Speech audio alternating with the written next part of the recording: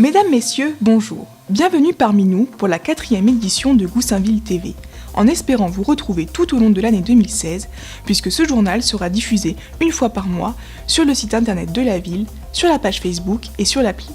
Au sommaire de cette édition, une visite du nouvel espace social Aimé Césaire aux Grandes Bornes, qui nous a ouvert ses portes. Inauguré en octobre 2015, cet espace propose à tous les Goussainvillois de nombreux services.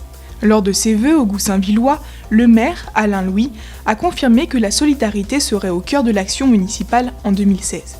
Des paroles et des actes avec le lancement de l'initiative Voisins solidaires, pour que tous les Goussainvillois soient encore plus attentifs les uns aux autres. Des initiatives et des réalisations qui vont toutes dans le sens du mieux vivre ensemble. Un thème largement abordé lors de la conférence sur la laïcité organisée le 14 janvier dernier.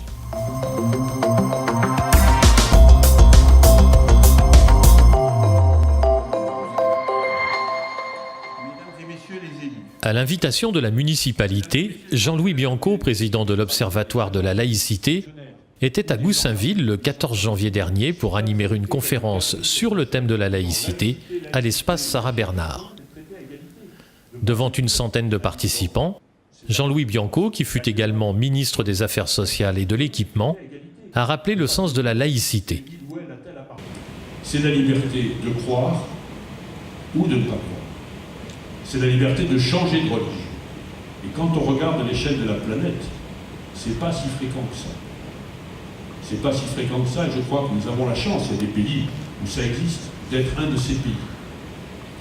C'est aussi, et c'est très important, la liberté d'exprimer ses convictions, même religieuses, dit la Déclaration des droits de l'homme et du citoyen, même religieuses.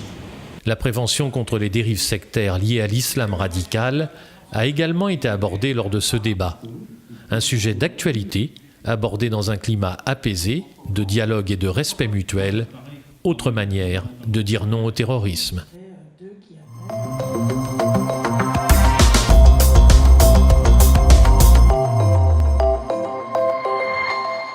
Ouvert depuis octobre 2015, le nouvel espace Aimé Césaire prend sa vitesse de croisière. Il accueille tout d'abord l'espace social Empreinte, présent depuis 32 ans aux Grandes Bornes. L'association propose une large gamme de services aux habitants autour de plusieurs missions. Accueil, information, orientation, accueil parents-enfants, atelier couture. Il favorise également l'accès à la culture et propose des services d'aide aux devoirs pour les enfants et des ateliers linguistiques pour les adultes. À noter également la présence du service de conciliation, utile en cas de conflit ou de litige, ou encore l'écrivain public pour régler bien des tracas administratifs.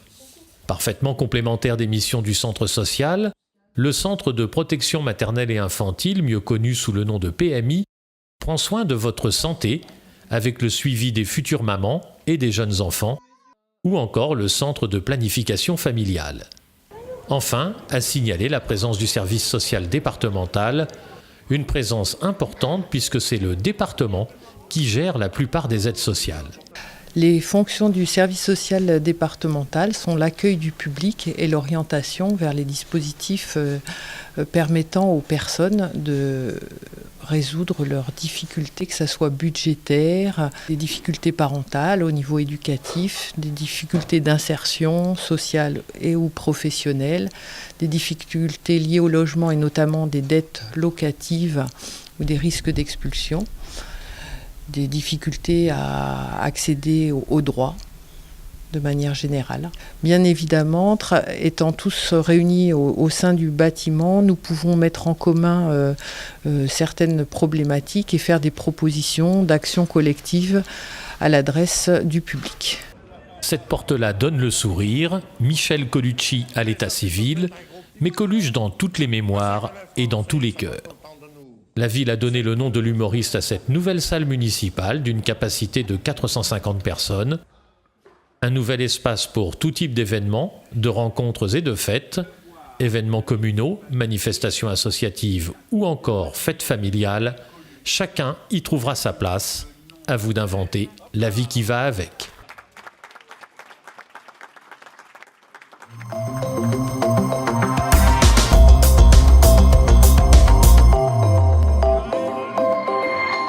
La fête des voisins. Chaque année depuis 13 ans, elle rassemble près de 7 millions de voisins autour de points de rencontre, de repas amicaux, organisés dans les quartiers. Un succès qui ne se dément pas, notamment à Goussainville. Le fondateur de la fête des voisins, c'est lui, Anastase Périfan. Il était présent à Goussainville pour lancer à l'échelle de la commune sa toute nouvelle idée, l'opération Voisins solidaires. Le principe, renforcer les solidarités de proximité et développer les petits services entre voisins qui facilitent la vie au quotidien des personnes âgées ou des foyers les plus fragiles. Petits travaux de bricolage, garde d'enfants, transport, courses ou encore jardinage, l'esprit d'entraide peut s'appliquer dans bien des domaines. Cette idée avait été remarquée par les collectifs d'animation des conseils de quartier de Goussainville qui ont souhaité inscrire la commune dans ce nouveau dispositif national. Près de 200 Goussainvillois ont ainsi participé à cette réunion de lancement, ce qui devrait rapidement permettre de développer de nouvelles solidarités dans tous les quartiers de la commune. À cette occasion, la ville de Goussainville s'est vue décerner par Anastase Périfan, également président de la Fédération européenne des villes solidaires, le label européen des villes conviviales.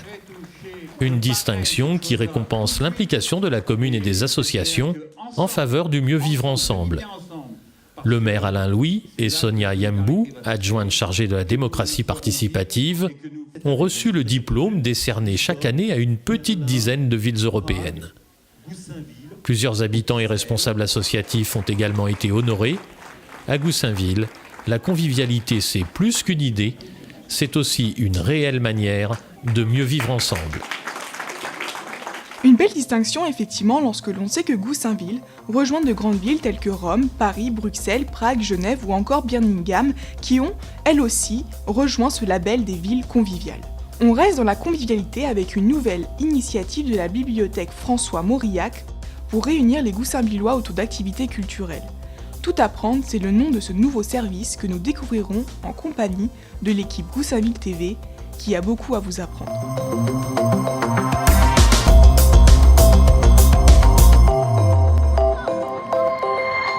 La médiathèque François Mauriac, vous la connaissez. 55 000 livres, 5 600 films en DVD et autant de documentaires y sont à votre disposition.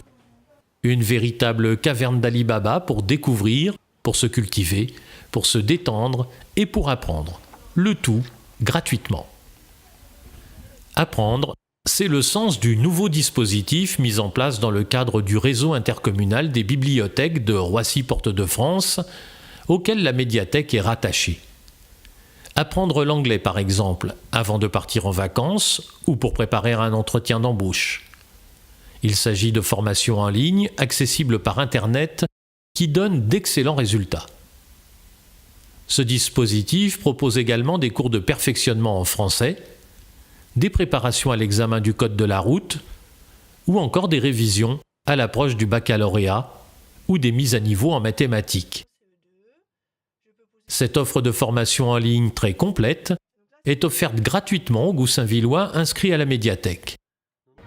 Autant de bonnes raisons de pousser la porte de cet équipement accueillant et convivial pour le découvrir ou le redécouvrir.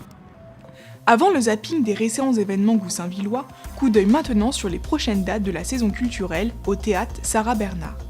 Un grand rendez-vous de cette saison avec le duo Malia Manoukian.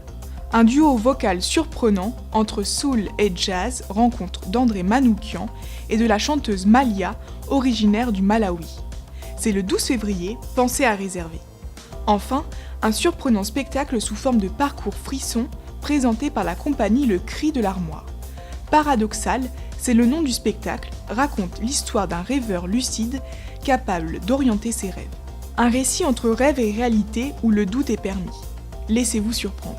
Un petit tour s'impose également à la médiathèque François Mauriac, où se tient Anuki, l'exposition de bande dessinée pour les tout-petits, jusqu'au 10 février. Prochaine édition de Gouss TV début mars, partagez l'info, et maintenant, place au zapping.